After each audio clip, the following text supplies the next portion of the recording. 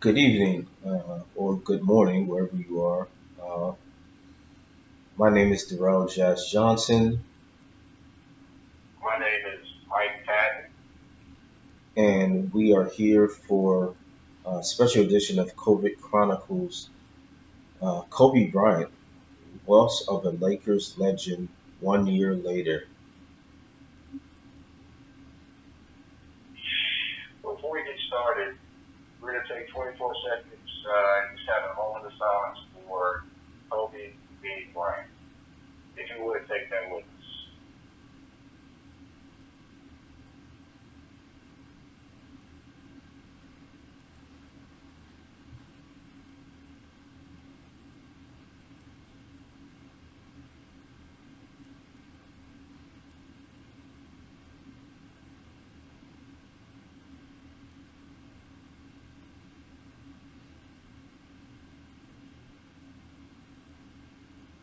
Thank you. Thank you.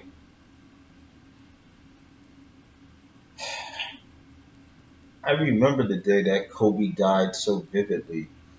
Um, Someone woke me up. Um, Someone I've talked about in COVID Chronicles woke me up to let me know that um, Kobe had died. And since I had just woken up, I'm a little groggy. Like, what are you talking about? What do you mean Kobe died? Kobe can't, yeah, Kobe couldn't die. And I turn on ESPN, and ESPN is running ABC's feed. And, the I can't forget this. I filmed the video and put it on my Twitter. At first, they were saying that his entire family was on the plane, and it's like, oh my god, like the whole family's gone, you know. And then as you start to, as the minutes and the hours go by, you start to get more information. But um, you know, before I turn it over to you, Mike, recently was the most emotional I got over Kobe's death.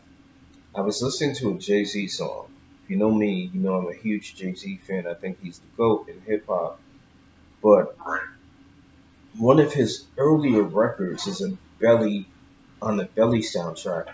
He did a song with Sauce Money, and he says shooting guard like Kobe. And I got emotional when I heard Jay Z say that because that's how long Kobe's been with us, man. Belly came out in the 90s. Like, Kobe's been an icon for us, a legend for us since the 90s. He came into the NBA in 96. He showed his greatness early on. He was our legend. And that's why, you saw so many black men hurt last year. You don't see black men crying in public. There were black men across the country, across the world, crying in public. The generation before us, they grew up on Kobe. We remember Jordan. Generation before us, Jordan is a sneaker brand. Kobe was their legend. Kobe was their Jordan. Um, so that's why it hurts so bad. Sorry, Mike, for taking too long. You're okay.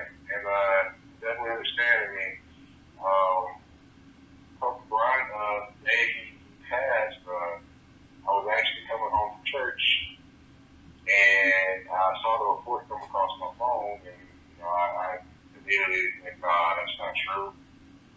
Kobe, no, too young. He's right, man. He didn't pass, no. Then you kept seeing reports from different places and on social media, Twitter, Facebook. It's just like, wow, the feeling of shock took over me at that point. Kobe Bryant was gone. It just immediately just shocked. He was definitely becoming someone that, was definitely, an advocate for women's sports and just he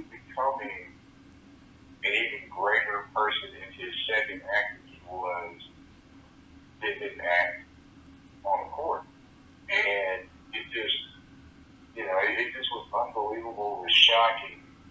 And, it just, you heard all the rumors of he was doing this or who was on the plane and things like that. You're just like, you're still in shock that Kobe Bryant, one of the greatest basketball players to ever grace the court, is not here anymore. And it's just, the feeling of shock probably stood with me probably for the rest of that day, if not another day, because I just could not believe that he was gone. Just in that quick of an instant, gone. And if I'm not mistaken, LeBron passed him for third on the all-time scoring list the night before. Um, so that made it even more like crazy. Like we were just talking about Kobe last night, and I think you hit on a key point. We talked about this before. Kobe's second act was better than his first act. And his first act, he was a five-time NBA champion, MVP, multiple-time All-Star, three-time, two-time Finals MVP. Um, his second act after the NBA was even better. Kobe died as the greatest supporter of women's sports in this country, maybe in the world. Um, and that man shows all of us how you can grow, how you could be a 17-year-old cocky kid, with a chip on his shoulder, to whatever happened in Denver is what happened. Certainly, I would say the lowest moment of his life. And from there, he just shot up like a rocket, man. It's like it changed him for the better. When you can use a negative life experience to change you for the better, and die, knowing that you were the best man that you've ever been in your life at that moment, man. There's something noble about that. And again, Kobe shows you the growth that a man can have in his lifetime, in his adult lifetime. Right, definitely. The thing that was interesting is, when he first came into the NBA, people were talking about how great he was in high school, at Lower Marion High School in Pennsylvania, Philadelphia area, and they were talking about just how great he was, things like that. You didn't see it when he first got there. Right, right. He was behind Eddie Jones off the bench, and he was even at one point playing backup point guard. So at that point, no one really saw greatness from him or was wondering, hey, we traded Ronnie Divac for this 17-year-old kid. Is he really worth it? A lot of people were probably questioning that. And then, of course, as time went on, Eddie Jones gets traded and, many different things happen. And, of course, that goes to the growth of Kobe and the desire to be great for him as well. If I'm not mistaken, and this is obviously going back a while, uh, Kobe was in the All Star game here in New York. I believe he made the All Star game in his second season. Uh, I believe that was the last year Jordan played for the Bulls, not the Wizards. Um, and Kobe just like overnight, like you said, his first season was nothing to brag about. You saw the potential, but this is what you saw through Kobe's whole entire career. He worked hard. So between his rookie season and his first season, Kobe was on the court improving his game. And you could see the improvement in the second year that told the Lakers, we can trade Eddie Jones. Um, so my earliest memories of Kobe is of a young, confident slash cocky kid. I remember him. I'm a big Brian McKnight fan. Those that know me know I'm a huge Brian McKnight fan. Kobe did a verse on Friday Night's Hold Me, and let's just say rapping wasn't Kobe's best skill. Um, Kobe had a lot of skill in a lot of different areas. Oscar winner. Lord knows what he would have went on to do. One of the greatest of all time on the basketball court. He's not going down as one of the greatest of all time rapping. I'm trying to be a little tongue in cheek there, but if you know the song, you're like, yeah, Derrel's right, Jazz is right. Kobe rapping was not one of the things that Kobe was great at. Um, so that's one of my earliest memories of him. Um, the PR person for Destiny's Child and now Beyonce. I'm not going to name drop her, uh, but she posted a picture of Destiny's Child with Kobe, and the smiles on their faces. Like, again, this was our legend. He was our legend, um, and we lost him a year ago today. Um, you know, uh, something is telling me I should listen to that Jay-Z song again, but something is telling me it might overwhelm me emotionally. Um, as caught me by surprise last time, I'm going to be waiting for that line this time. And, you know, I don't know if it's a wise move. I don't know if it's a move I should make. I'm going to have to talk about it a little more. Um, you know, Mike, if you could tell us about, Kobe second year, third year, fourth year, early in his career, what you remember. Just definitely talk about the All Star game. And what I remember most about that All Star game is Karl Malone talking about he got waved off by Kobe. I remember that. That had to be that had to be one of the more interesting moments in his young career, and talked about the supreme and other confidence and potential brilliance that he had within him.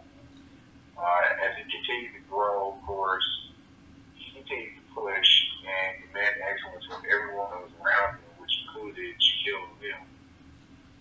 And of course, everyone knows they butted heads when they first became the dominant duo for the Lakers. Plenty even wondered, were they going to work together? But as they grew over time, their confidence in each other grew in terms of getting it done on the basketball court. Obviously, Kobe wasn't necessarily happy that Shaq wasn't in shape, but of course, that was more during the Dale Harris era, Mm-hmm. and those type of areas which from where coaches and Shaq didn't necessarily. I was going on and say Shaq didn't really necessarily respect them as much as he probably should have. Kobe was out there working hard, like, hey, what you doing, big man? So once Phil Jackson got there, Kobe started understanding his powers a little bit more. Of course, he still had some growing to do, but he understood his powers just a little bit more under Phil, and he actually got to the point where he actually trusted and believed in Phil, like to the point that Jordan believed in him, to the point that Pippen believed in him as well. And as his growth on the court, as he scored, he kept growing. His growth as a leader kept growing every year as well. Like you saw that role expand more and more and more as he grew in the NBA. Also, you saw his leadership was a different style than what a lot of people were used to at that point in time. He demanded excellence. He was not going to accept anything but excellence. If you didn't give your best, he was going to let you know about it no matter who you were. That's just who he was at that point in time as a young kid, growing and getting better, and the game just growing and getting better and becoming one of the top players in the NBA, and getting closer to that top echelon each and every year. Right. One of the things you touched on, I touched on more, but I'm going to say it more confidently.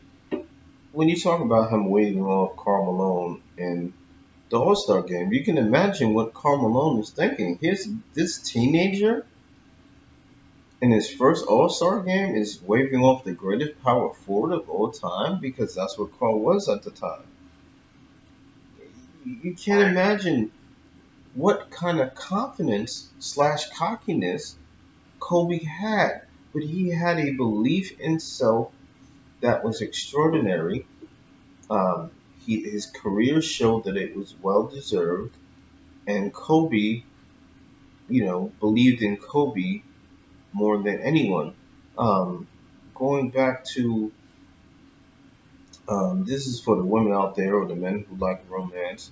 Look into how Kobe met Vanessa, um, and how their love grew. Because it's quite a beautiful story. Um, and obviously now that he's gone, it's kind of sad too. But it's a beautiful story to look back at. Um, Now we start getting into those first three Lakers championships, and the first one, it's not about the NBA Finals. It's about the conference finals against Portland. Everybody remembers that Kobe alley oop to Shaq. Phenomenal play, a game-changing play. Lakers should have lost that game. That Portland team was stacked. And I still say, if I was Portland, you go to Rasheed Wallace, you go to Steve Smith in the post. Scotty. Sorry to say it, in them moments didn't want no part of the basketball. Um, but you go to Yeah, Rasheed. Brian Graham on that team too. Hmm. Yes, Brian Graham on that team too was putting up the boards. Oh yeah. That team was phenomenal. Sabonis was on that team. Uh, they were they Jerry Johnson. they were they were they were too deep at every position. But Right. in the fourth quarter, Rasheed Wallace, Steve Smith, are who they should have ran the offense through. I believe they would have won if had they done that. They didn't do that. Portland had one of the biggest choke jobs of all time. They blew a double-digit fourth quarter lead on the road, but maybe this Kobe Shaq dynasty wasn't to be stopped. So maybe no matter what Portland would have done, the Lakers would have came out on top. That's certainly possible. Lakers, uh, had no problems in the finals. Lakers went on to win two more championships. Shaq won the MVP in all three, but Kobe put up impressive numbers. Some people would say Batman and Robin, but it was more like two superheroes. Two like Batman and Robin is A and B. Kobe and Shaq was Right. more like one A, one B. Um, I got one for you. They were more like Batman and Superman. right, definitely. It definitely wasn't Batman and Robin. Batman and Robin, and calling Kobe Robin is disrespectful to how good he was. Um, you know, like you said, Superman and Batman, um, Shaq and Mamba, uh, Vino. Uh, you know, the greatness of Kobe Bryant is something that will live on forever, but because of his untimely death, we get to revisit it sooner than we thought we should. Um, Mike, you have Right. anything to say about the championship years, or you want to move on? As far as the championship years, one moment that stuck out when Shaq fouled out in the three-peat against the Indiana Pacers, and Kobe basically had to carry the team. And that right there seems like a turning moment in his career where Shaq was like, okay, cool, he's got this. And Kobe was like, okay, cool, I can do this. Now, at that point, you don't know whether Kobe was like, okay, I can do this without Shaq, or Shaq was like, okay, cool, we can keep winning. But unfortunately, unfortunately, that moment right there can go many different ways in terms of their relationship and their continuing being teammates with the Los Angeles Lakers. Right. And of course, you got the Carmelo and Gary Payton additions to the team as well, which was pretty interesting in itself. And here's my theory on that 2004 finals run. I think Kobe was so determined to get out of Shaq's shadow that Kobe went into that series saying, "I'm gonna win MVP." But Larry Brown and the head coach of Detroit had a great plan. Everybody always double teamed Shaq. Larry Brown said, "We're gonna double team Kobe and let Ben Wallace play Shaq one on one." Shaq was still dominant, but double teaming Kobe meant Kobe shot a horrible percentage. And Kobe won the only game they won in that series because it was like a 5-game sweep. But I think, yeah, but I do think mentally Kobe was like, "I'm gonna win MVP of this series." But you got to win the series in order to win MVP. I think at that point he was determined to get out of the shadow of Shaq, and as we were seeing the offseason that year, he would get out of the shadow of Shaq. Right, right. And that offseason definitely got out of the shadow of Shaq, but he also got the team to himself, and he kind of learned that it wasn't quite as easy as he may have thought it could be. Yeah, I'm sorry. To be the leader of the team, the alpha of the team, and be the beginning and the ending of that team. And it was all on his shoulders. And of course, they went through a few coaches. Reed Tom Johnson eventually became one. I believe Mike D'Antoni was one, or I remember D'Antoni. Oh boy. That was real rough. They could score, but that was about it. Yeah, and that period, the Lakers had a couple of down years. Kobe actually, a lot of people don't remember this. Google it. Kobe actually demanded a trade, and this is what great leadership does. Great leadership says, "We hear you want to trade, but we know what type of asset you are. So unless we can get equal value for you, we're not trading for you." You know, that's what great leadership does. You know, I'm not saying anything about anybody else who doesn't get equal value, but they didn't get equal value for they wouldn't have got equal value for Kobe. Um, Right. you know, And and I think at that point in time, they were talking about the Chicago Bulls, and I know Ben yep, Gordon was involved in that trade. right. Coming back to the Los Angeles Lakers, and if anyone's seen Ben Gordon's career compared to Kobe's career, that definitely would have been an even trade. I'm sorry. No, not at all. And you're a Bulls fan. You grew up a Bulls fan, so you know what you're talking about when you say that. Obviously, you would love to see Kobe in a Bulls uniform, but the Lakers were like, "Nah, we're not doing that. We're not doing that." And again, that's the greatness of the Lakers, because a lot of organizations would have gotten rid of Kobe.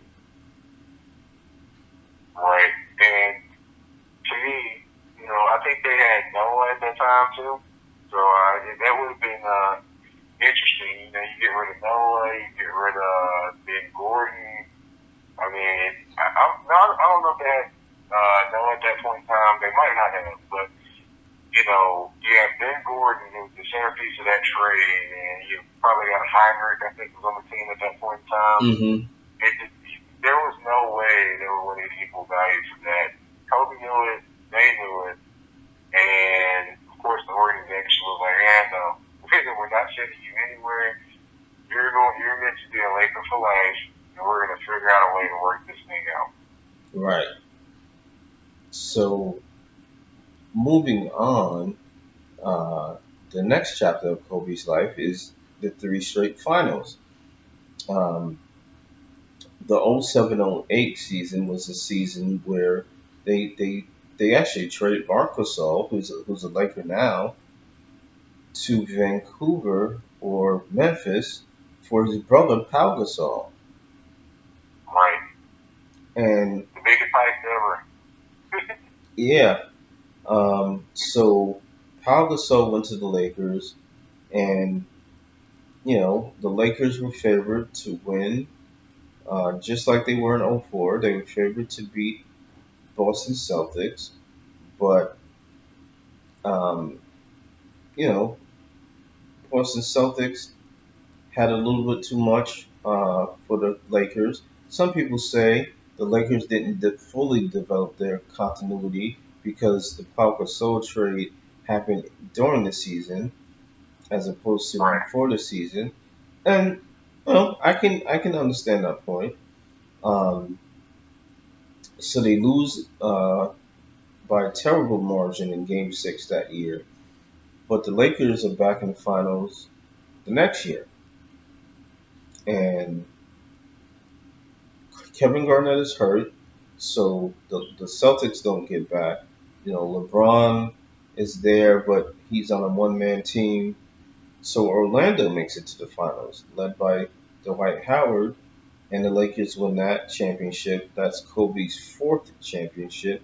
Uh, Mike, can you take us through the 2010 season? Well, that season, that definitely was, of course, you got Andrew Bynum, you got Pau Gasol, you got uh, Lamar Odom coming in off the bench as the sixth man and Kobe as the starter. You got the machine, Sasha Vujacic, playing shooting guard. And, of course, you got Matt Radmanovich, I believe, was on the team at that point in time, which people were kind of iffy on him. And I don't know why it is, but the small forward position with the Lakers, people never really liked the people they accumulated. But that year was the year that I believe he got back at the Boston Celtics. He remembered what happened. He remembered the failing and the failing that happened, and he was like, "Hey, we're going to do what we need to do. We're going to make it happen, and this is what it's going to be." And he went out and made it happen. He conquered his demons with the Lakers, excuse me, with the Celtics, and won a championship. Or, quick question for you: was it the Celtics championship before the Orlando one, or was it the Orlando one and then the Boston? It was Boston winning a championship over the Lakers. It was the Lakers over Orlando, and then it was the Lakers over the Celtics. Gotcha. Okay, I couldn't remember which one because I mean they're all running right there. But that Lakers loss to the Celtics in the championship round that fueled Kobe even more to be a champion again to prove he could do it. And he came back harder the next year, came back stronger the next year, pushed them. And then the next year, they probably had one of the ugliest game sevens in NBA history because no one could hit a shot. It just was break after break after break after break, and then all of a sudden, Kobe hit a couple shots. I mean, he had a pretty bad line in terms of the field goal percentage, but he just kept playing, played defense, and they made enough plays to win that game. That was the series that Doc Rivers put some money in the ceiling and said they would be back to come get that money. Hmm. That was the series that it happened. Unfortunately, they just couldn't pull out the win because, of course, Kobe was able to make a few shots, make a few different plays, and of course, Ron Artest hit the big three. And that was so at one point, Kobe won his first three finals, then he lost two in a row, then he won his last two finals to finish his finals career at 5-2 with two finals MVPs. Uh, and then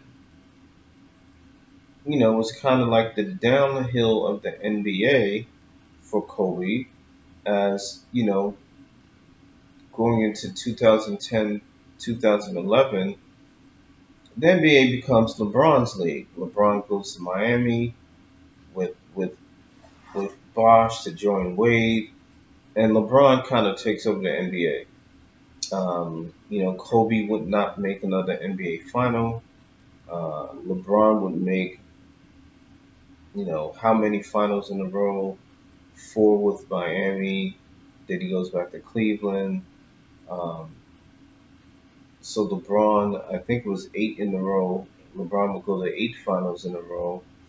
Um, I remember, you know, and if we didn't say this before, we're journalists that have covered the NFL, the NBA.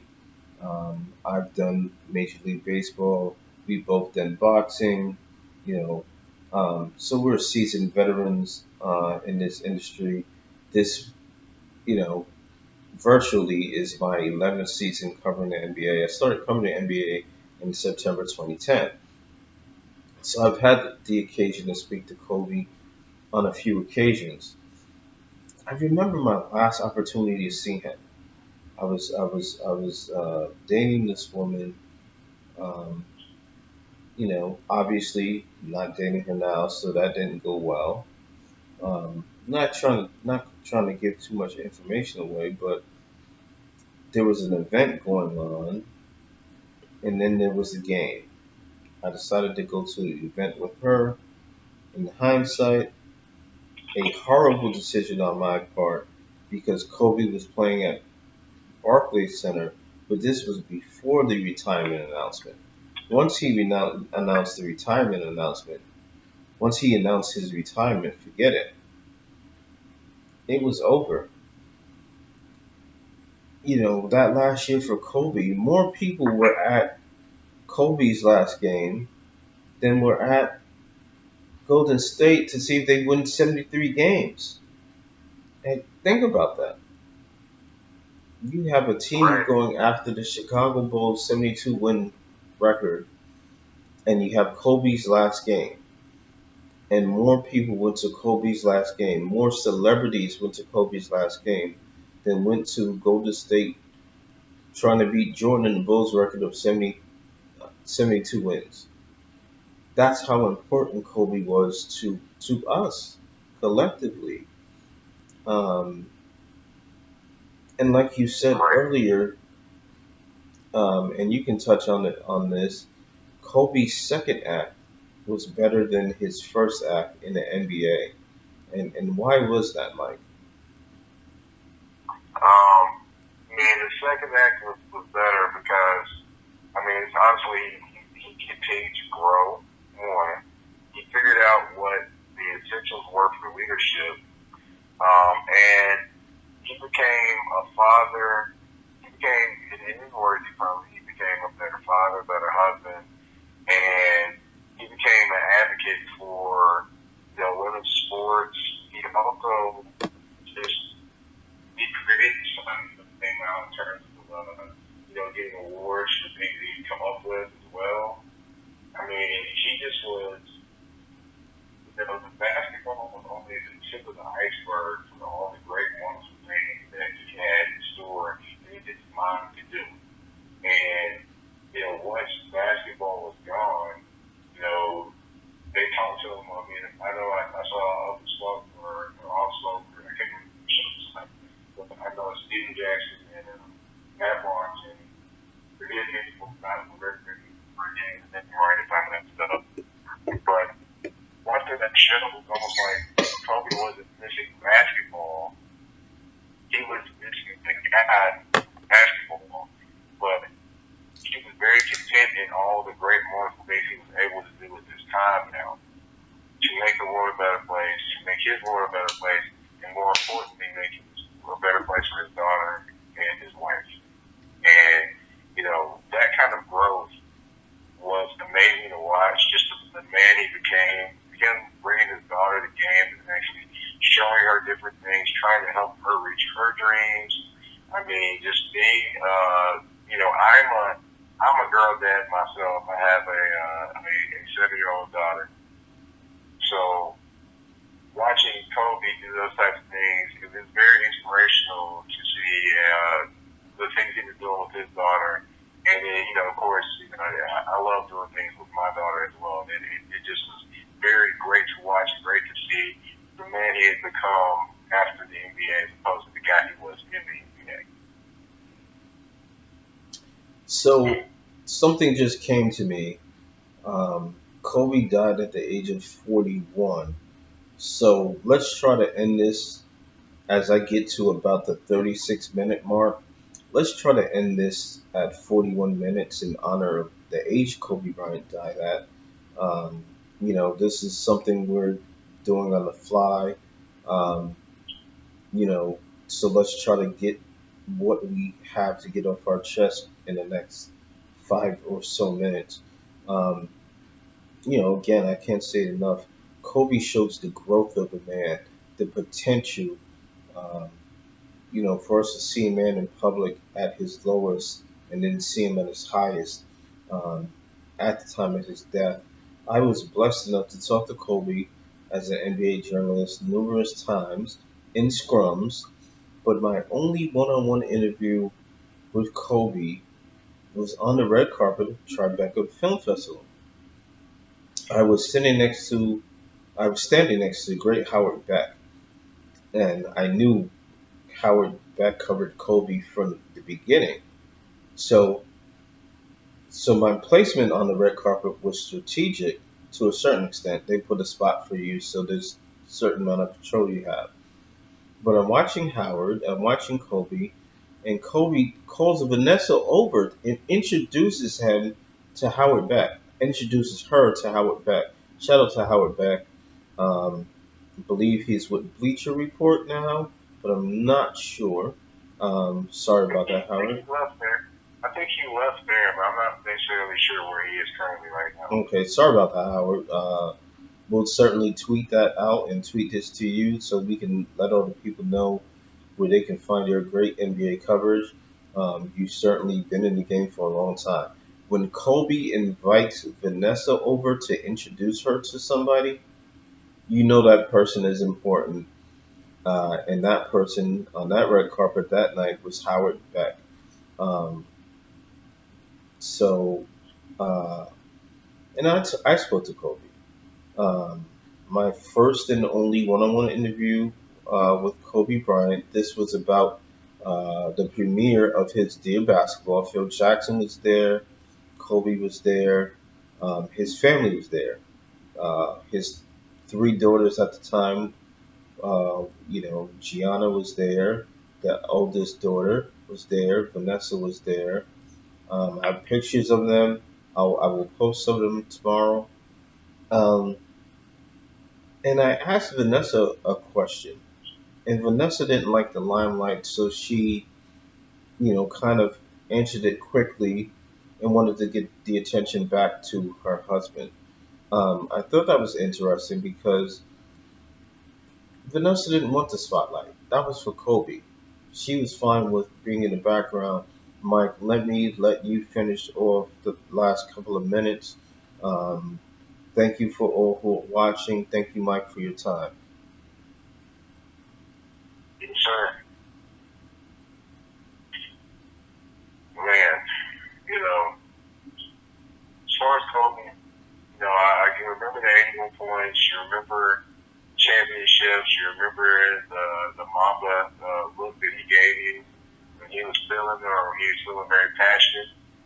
But the one thing you always remember about him is definitely he and the Lakers organization were one and the same wrapped around each other. They both were competitive. They both were used to a standard of excellence, and they just always reached higher. And they were meant to be together. And he was meant to be there his entire career, not anywhere else. Along with that, that fierce loyalty, that passion for doing for excellence, it carried off the court as well. And he just was, an amazing person off the court as well. lot of people probably didn't get into very much. He definitely cared for his family and cared for his kids. And, that's the biggest memory that I have for him. Not necessarily what he did off the court, but what he did on the court. What he did on the court, I'm sorry, but what he did off the court was probably a little bit more memorable for me.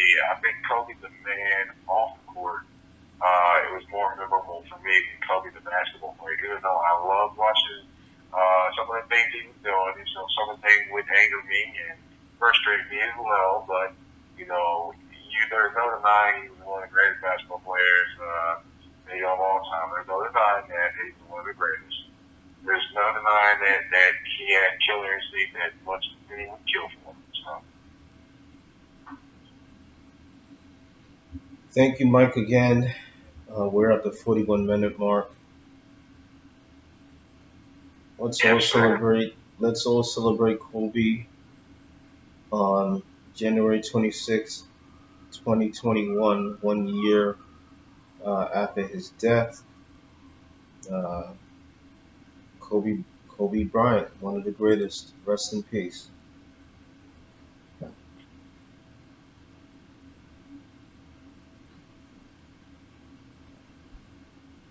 All right, I'll stop the tape right there. So, you want me to send that to you? Yeah, I'm gonna have to do an edit because I'm having problems stopping mine. I got my stuff. I just gotta All right. figure out how to shoot it down. I keep forgetting I'm not touchscreen.